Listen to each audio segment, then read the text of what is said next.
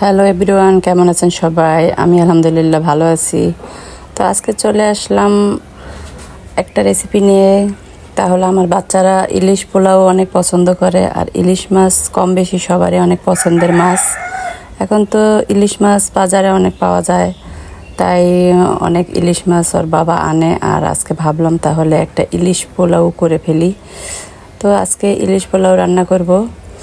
তো আমার সব সময় মনে হয় যে আমার বাচ্চারা কোনো কিছু চাইলে বা কোনো কিছু খেতে চাইলে বা যে কোনো জিনিস চাইলে আমি যদি সেটা ওদেরকে না খাওয়াইতে পারি, না দিতে পারি, তাহলে আমার কেন যেন মনের দিক থেকে শান্তি লাগে না, আমি তৃপ্তি পাই না।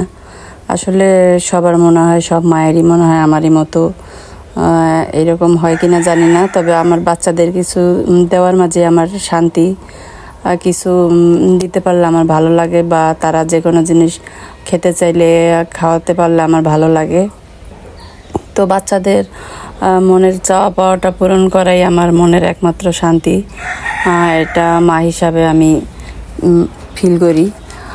আর সবসময় বাচ্চাদের আমি বাস্তবতা শেখানোর চেষ্টা করি। আসলে বাস্তবটা কী জিনিস, আবেগ আর স্বপ্ন দেখে তো জীবন চলবে না।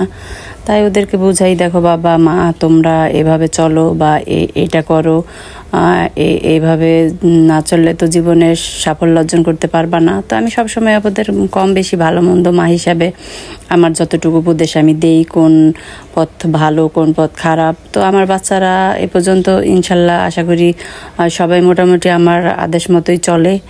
তো আপনারাও চেষ্টা করবেন আপনাদের বাচ্চাদের কম বেশি বাস্তবতা শেখানোর জন্য, কারণ বাস্তবতা না শেখালে বাচ্চারা কখনই জীবনে আগাতে পারবে না। তাদের চলার পথে সবসময় অনেক বাধাগ্রস্ত হবে বা বিপদের সম্মুখীন হবে। আর এদিকে দেখুন, আমার ইলিশ পোলাওটা প্রায় রান্না হয়ে যাচ্ছে শেষের দিকে। তো আপনারা আপনাদের বাচ্চাদেরকে সবসময় কেয়ার করবেন, টেক কেয়ার করবেন, বা কোন তারা কি করে না করে। তো দেখুন, এখন পরিবেশন করব ইলিশ পোলাও।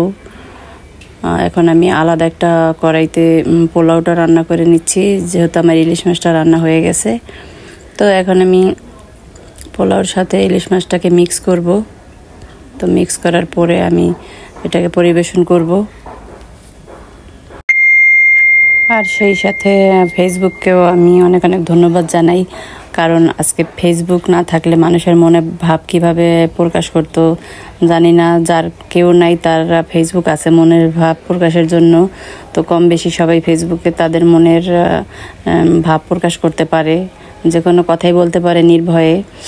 মনের অনেক গভীরের কথাও মানুষ ফেসবুকে শেয়ার করে, প্রকাশ করে, এটাই মানুষের একটা শান্তি। তো এদিকে আমার ইলিশ মাছও হয়ে গেছে, ইলিশ পোলাওটা এখন দেখুন আমি পরিবেশন করছি।